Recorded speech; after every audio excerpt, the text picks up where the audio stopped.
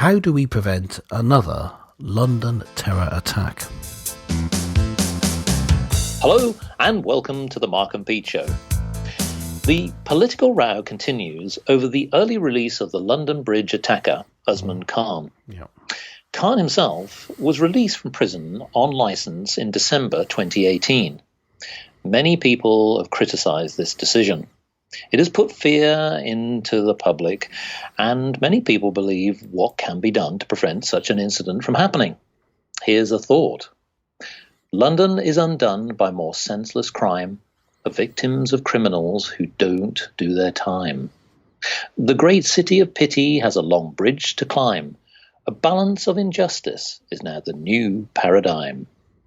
So, Clergyman Pete, who is responsible for this release of Usman Khan? And more importantly, what should be done to prevent such an issue happening again? Well, that's the key question, is what was he doing out there? Why was he released early from his conviction for planning a terror attack? As one of our political leaders has said, you couldn't make it up, could you? Now, if you say who's to blame, it's a bit difficult because it's a series of bad decisions. It's the introduction of a law which was brought in 2008, which automatically, effectively released even dangerous terrorists after half their jail term. This automatic release policy was reversed in 2012, but Khan was convicted before that. So that means that he was still under this old law. So you could say, well, it was the previous Labour government. But it's a whole series of decisions, and you can't really go down the route of retroactively applying law. So I do think we have to say, from a legal point of view, introducing that law, rather, from that point of view, a legislative point of view, it was down to that previous government. But as to why he was released, well, there's a whole previous things. What was he doing there? Well, in that on that course, is the problem to do with parole? Instead of normal parole, which you used to have closely monitored, you have someone out on licence. And you have a university, Cambridge University, running this course for ex-offenders, which obviously, or they appeared not now to have been in possession of even basic security in place. That they were trusting them to behave, and these were people who had been violent, including the person who was now killed people and was shot in a terrorist attack. So. It's a complicated answer. I can't give you a simple answer as far as I see it as to who's responsible. I do think that in this episode we can come up with some solutions, but it isn't one person or even one party, because we can say, well, we can see the Conservative Party or possibly the coalition, even though they did change the law so that there wasn't automatically released. They have... some people put it like this: you've effectively privatised the parole system. So are they at fault for having this lackadaisical approach to the security of these early released violent criminals? That's the question. Well, yes. Yeah, and what's interesting as well, Usman Khan was sentenced for a serious terror offence in February 2012, many years ago. And in fact, the judge at the time claimed that he was so dangerous, he was given this particular conviction under the IPP sentence to prevent the release because of who he was and what he was potentially going to do. Now, accepting the fact that rehabilitation is important, it's certainly part of the programming when anyone is convicted of a serious offence. The issue here is, as to this point, that how many more times do we have to put out convicted terrorists and or criminals who are known to the police and to the community, where they are potentially a threat and clearly are not rehabilitated? Here's what I'm going to offer as a thought. Now, we're in a very unusual time as well, because we're right in the middle of a general election. Now, it's been widely pointed out that on we'll say a tactical level, we know that the police acted very quickly. Yeah. What was remarkable and has been certainly praised by many, including the Queen herself, which is that the public helped this situation. And of course, the public themselves put themselves in a lot of danger, because although it was now, as we now know, that he was wearing a hoax vest, which potentially could have been a bomb or some other device, he clearly, Usman Khan, was guilty of murder. He'd already killed people and he'd maimed people as well. But the public themselves put themselves at risk. And that's not a sustainable solution. So whilst people obviously helped the situation and the police reacted as fast as they possibly could, the government has mentioned that there should be more police on the streets. They're trying to bring in, I think, 20,000 more police officers back onto the streets. Clearly that's going to help. It certainly will help in the big conurbations, London in particular. But I think that's really dealing with the symptom, not the cause. Surely, if somebody is a convicted terrorist of a heinous crime, any crime at all, they should never, ever be let out into the public arena. Now, they could still have rehabilitation. There could still be ways in which a person can be rehabilitated in many other ways to lead back to near normal life. Yeah. But surely with such evil sort of in their minds and such political intent, there is no way, in my opinion, that anyone should ever be let out. So let's get to the solution, because this is the key here, is how do you prevent it? So surely one of the things that has to happen, whoever gets into government has to look at this law and this mechanism by ensuring that known terrorists are never let out to cause mayhem again. Yeah. No, well, I agree with that. It'd be interesting to hear from our listeners. It's always good to get their input as to whether they think that that's that a serious response like that is what's needed. Effectively, you also cut out parole as well. Yeah. Well, and it's interesting, just to bring in just briefly a party political stance on it. Boris Johnson of the Conservatives, Prime Minister, obviously at the moment, he has argued that such serious offences should mean that you don't get parole, that you basically serve the term of your sentence. Exactly. And I agree with that. I think we have our disagreements with Boris Johnson on the Mark and Beach show, but I think he's right there. I think I would go further and say that you need to simplify the sentencing system so that if you give someone a particular sentence, that is what they get. You need a different way of allowing parole in. In other words, you should, if you're saying, well, it's 7 or 3, whatever it might be, you actually say that in the sentencing, and that would make it simpler. This is my view.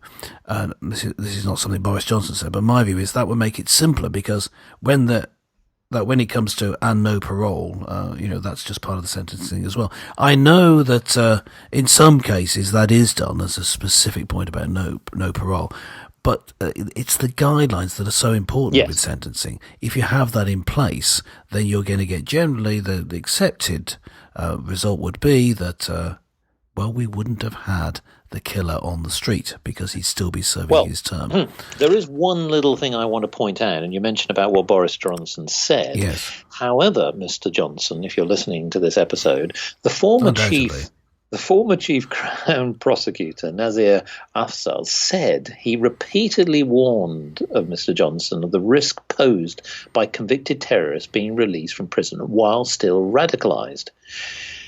So it's not as though they haven't been warned or advised. So I agree. Why then, where dare I say, in a political convenient moment, would Boris Johnson even say we've got to clamp down harder, we have to enforce the law? Because the bottom line is the law is not being enforced, is it? Yeah, no, I would just, in his defence, he said that before this incident. So it may be that it is due to the advice such as you mentioned being given to him. I don't know, but what I would say, just taking a look at this from a religious point of view, as listeners will know, I'm the clergyman of this double act, and Mark is the businessman. Now, from a religious point of view, I think this need to be seen from a comparative religious point of view. Now, the serious point that I'm making is this: if someone believes that the Quran, their holy book, is teaching them to do certain things, they firmly and actually believe it, then it's no good saying, well, I don't believe it, or that's ridiculous, or if we were just nice to them, they won't believe it. That's just nonsense. As is using the word radicalized, which is a nonsense word. It's an idiotic thing. What do you mean by radicalized? It gives the idea that something has been done to these people, including the culprit in this case, which then makes them believe something weird about the Quran. Now, on the radical side, no, they're simply believing what their religion teaches them, and the way that he was acting seemed to me, along with others, that he absolutely believes it. So there's nothing you can do in terms of sentencing. There's nothing you can do in terms of a course helping them to integrate into Western society that's going to help. What could happen is a proper look at religion undermining their actual belief system. Now, that seems terrible, but let me tell you, it's been done systematically over about 150 years to the Christian faith, and it's done it a lot of good. And I think that the same needs to be done for the Muslim faith. I'm not saying attack it more. I'm saying treat it the same. And the rug would be pulled from under the feet of a lot of these terrorists. Not all of them. But look what's happened to the sectarian violence between different Christians once they actually see, because of basically academic work, then being filtering down to your general Christian, be it Catholic or Protestant or Orthodox, whatever. But once the truths filter down, you see, and understand the differences, and understand that it isn't, it isn't actually the case that you need to fight. You're not actually; those differences are not important. When you come to Islam, it may be, once the rug's pulled from under them because of a study maybe of Muhammad's behaviour, they say, well, actually, he's not a good example to follow. It's only by actually confronting their fundamental beliefs which may result in them not being Muslims anymore. And you've got to be able to accept that may be the case. Otherwise, you're not addressing the issue, and you have this problem, this racism, effectively, or bigotry. Let's put it like that. This bigotry, because it's not really to do with the race. This bigotry of low expectations. You think that these people, they believe something, but obviously it's stupid. Me as a sophisticated Westerner, I know that it's stupid. So all they need is a little bit of help to understand how to live with other people. My response to this idea. If I were a swearing man, maybe I would swear at this point. Luckily for the bleeping machine here at Market Peace, I'm not. But that's a terrible idea. Yes, we need, from a religious point of view, fingers poised over the button. we need to look at the religious point of view. And Mark, if I hand it back to you, I mean, purely from a business point of view, if you're looking at this country, you need to have people being able to feel safe, and it's going to get worse and worse, isn't it? Unless it's addressed. Well, let's take a slightly wider view. We've been talking about the London incident, and quite rightly so, because this has drawn people's attention to what really is a very serious issue. But from a business point of view, and dare I say, in the loosest sense, investment is one of the issues. Law is the other, we've talked about. So let's take the investment part.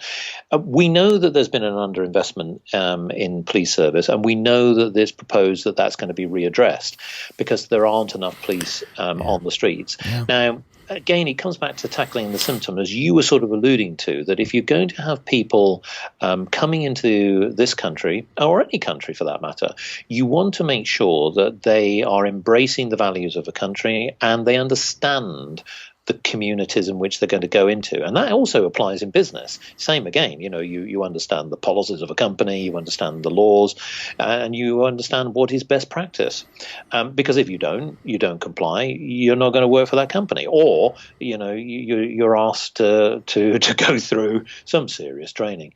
But the point being is that I do see that this country is really showing signs of decades of underinvestment, badly managed infrastructure. The Home Service, dare I say Home Secretaries over the years, seem to be tinkering with many of the issues and hasn't really got to grips with how do you take on board a community that is growing and embracing people from other communities, i.e. from other countries.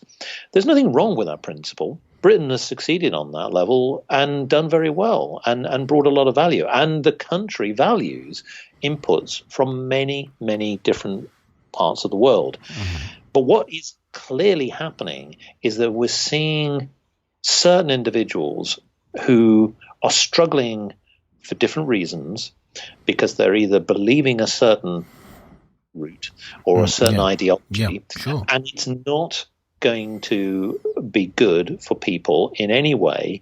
There is another side to this as well, because those incidents that we've seen in London are not just restricted to London.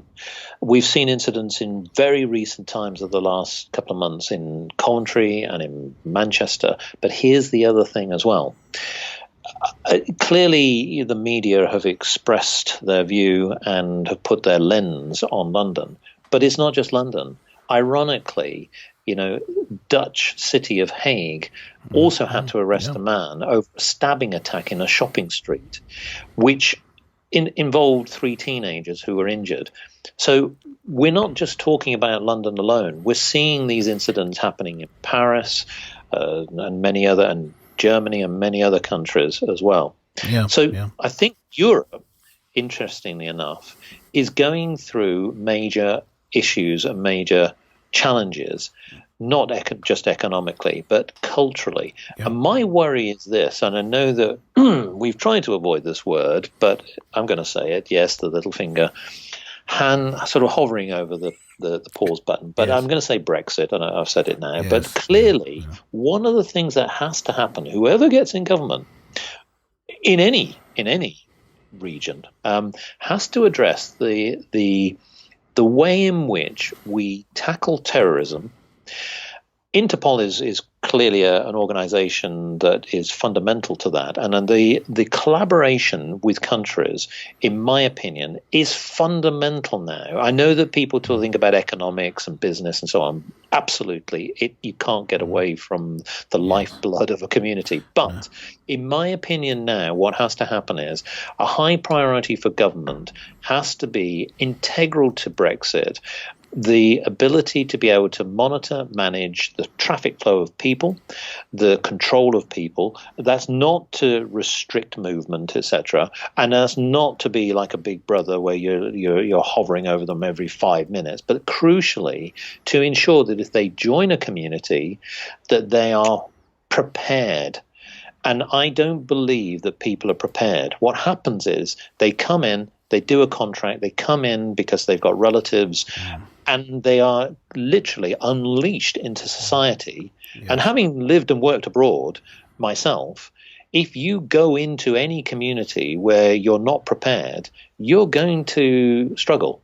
And there are consequences to that. So to me, I think that politicians need to put it higher on the agenda, because otherwise what we will see is more incidents like this, and it's only going to get worse. I just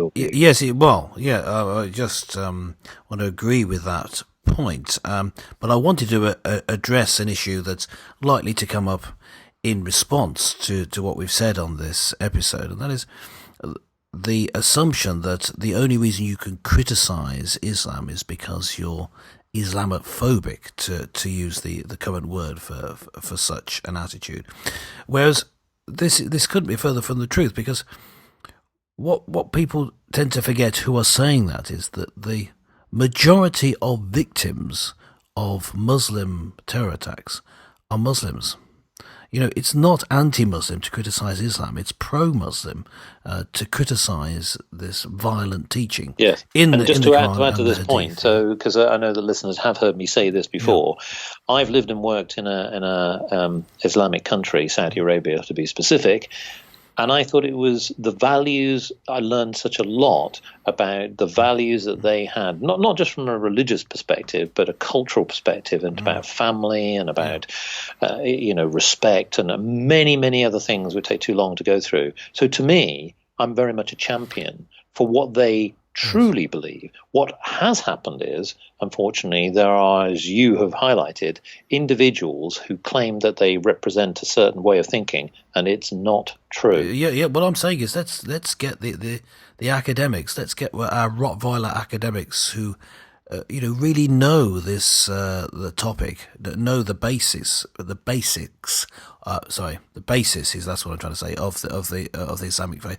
Let's get them working. Let's more of them working at it, and then use the material that they bring to light. There are actually plenty of people working on it now, even without an emphasis on it and without funding coming from the government, which I think would be great to fund it, to fund Islamic textual criticism and also cultural criticism. Interestingly, one of the biggest, I would say, Islamic organizations study centers, which studies Islamic culture and brings together research from different fields to help study that, is the Islamic Study Centre set up by Prince Charles some years ago. And again, we're often critics of Prince Charles on this show, but I think in setting up that charity, he's at least addressing the issue. Yes. And doing it from a point of view which brings Muslims into it, Muslim people who know the subject area. We really have to address this. As I've said, in other religions it's happened. Islam has somehow managed to keep on to what we would now see as medieval attitudes towards women, towards violence, and towards being insular. It's almost like a tribal insularity made global. And this can be addressed. I mean, as a Christian, I believe that Islam is fundamentally incorrect.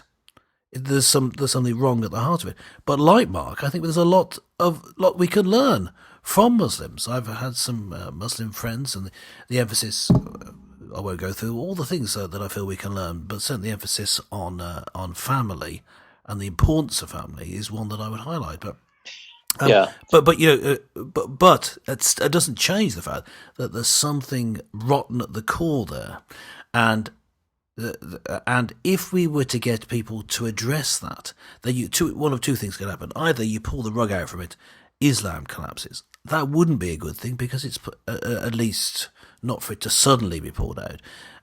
It needs to be replaced with something if that is the case. And, as a partisan Christian, I would say with Christianity. But if instead what you do is you just get people to question some of the fundamental beliefs of these people who are engaged in terror. And if you can show legitimately, using their own sources, their own textual sources, that in fact there was mistakes being made, for example, in idolizing Muhammad, which doesn't fit in with you say you shouldn't really be worshipping anyone except Allah. Or am I wrong? The study needs to be done. Well, one thing I would say, and again, just to conclude this episode, which we know is very emotive, and there's a lot of people who've got many different views, not just on obviously the London Bridge attack, but obviously about how communities embrace different values, different religions, and so on. There is one thing that I will say from my learnings on this. And I don't just mean about the incidents that have occurred. I'm talking about generally over the years. What I've noticed is, and all parties are guilty on this, folks, I'm afraid, and that is a major misunderstanding of where people really are coming from, and a misunderstanding of one another. And it's amazing, really, in a world where we think that communications is much more sophisticated today with social media and many other forms of communication. The world, in theory, has got a little bit closer. But actually, ironically, it hasn't in so many other ways because of the way that people don't fully understand the basis on which they are coming from, either their heritage or their belief, or even just the way they go about living. So, listeners, what do you think about this? We really do want to hear from you on this subject. We know that this particular incident is going to be investigated a lot more. It's right in the middle of a general election. We hope that obviously whoever becomes leaders of our country, that this will be something that's high on their agenda to resolve. Why not log on to markandpete.com and let us know your thoughts? We'd love to read them out on the next show. Well, thank you for joining this particular episode, and join us again next time for more colourful conversations with Clergyman Pete and Businessman Mark.